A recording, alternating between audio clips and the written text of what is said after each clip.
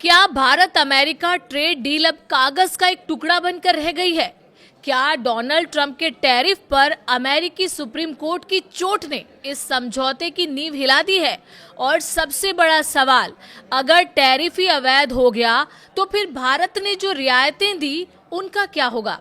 आज हम इसी बड़े सवाल पर बात करेंगे। हाल ही में यूनाइटेड स्टेट ऑफ अमेरिका के सुप्रीम कोर्ट ने राष्ट्रपति डोनाल्ड ट्रंप द्वारा लगाए गए ग्लोबल टैरिफ को 6-3 के बहुमत से गैर कानूनी घोषित कर दिया है।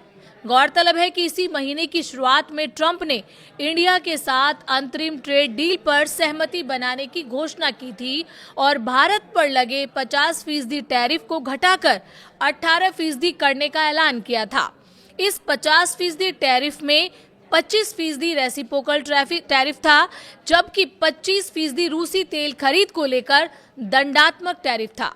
साथ ही ट्रंप ने दावा किया था कि भारत रूसी तेल खरीदना कम करेगा, लेकिन सुप्रीम कोर्ट के फैसले के तुरंत बाद ट्रंप ने ट्रेड एक्ट 1974 की धारा 122 का सहारा लेकर नया 10% ग्लोबल टैरिफ, जिसे बाद में 15% कर दिया गया, जिसे 150 दिनों के लिए लागू करने का ऐलान कर दिया है, जो 24 फरवरी से प्रभावी होगा।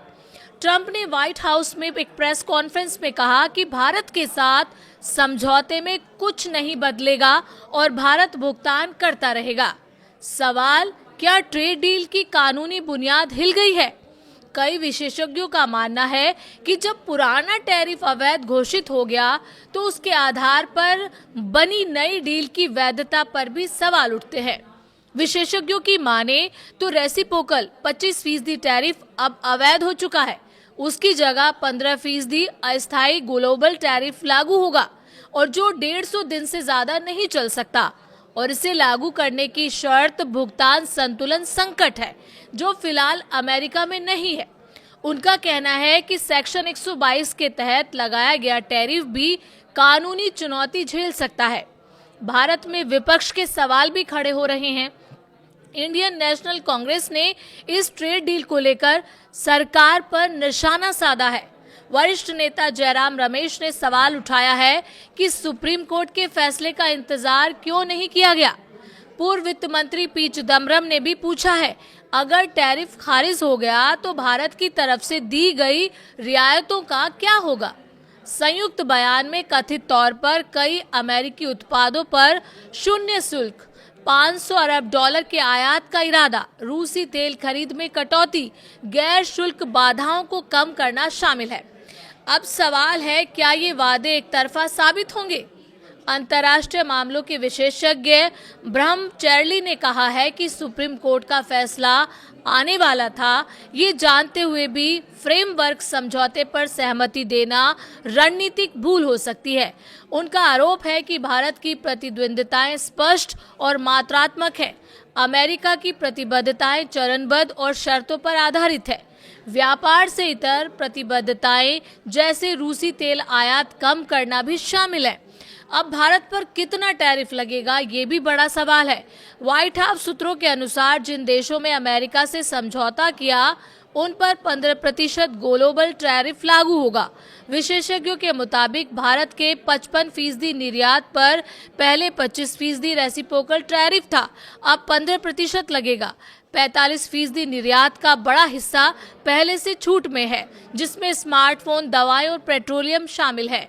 स्टील और एल्यूमिनियम पर 50%, कुछ ऑटो कंपोनेंट पर 25%।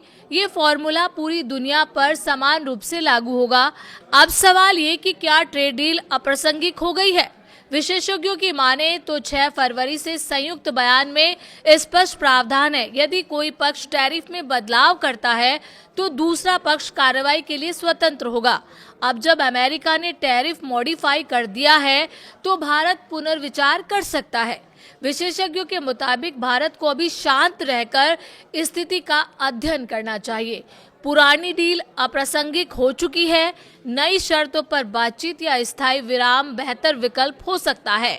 सरकार का आधिकारिक रुख अभी साफ नहीं है। केंद्रीय वाणिज्य मंत्रालय ने कहा है कि हम सुप्रीम कोर्ट के फैसले और अमेरिकी प्रशासन के कदमों का अध्ययन कर रहे हैं और उनके प्रभाव को समझ रहे हैं। तो क्या भारत अमेरिका ट्रेड डील खत्म हो गई है? शायद नहीं। क्या उसकी शर्तें बदल सकती हैं? बिल्कुल। क्या भारत को दोबारा बातचीत करनी चाहिए? यही असली सवाल है। अमेरिकी सुप्रीम कोर्ट के फैसले ने वैश्विक व्यापार में नई अनिश्चितता पैदा कर दी है। अब देखना ये होगा कि नई दिल्ली रणनीतिक धैर्य दिखाती है या जल्दबाजी में हुए समझौते की कीमत चुकाती है। आप क्या सोचते हैं? क्या भारत को डील रोक देनी चाहिए या नई शर्तों पर आगे बढ़ना चाहिए? आप अपनी राय हमें कमेंट के जरिए बता सकते हैं।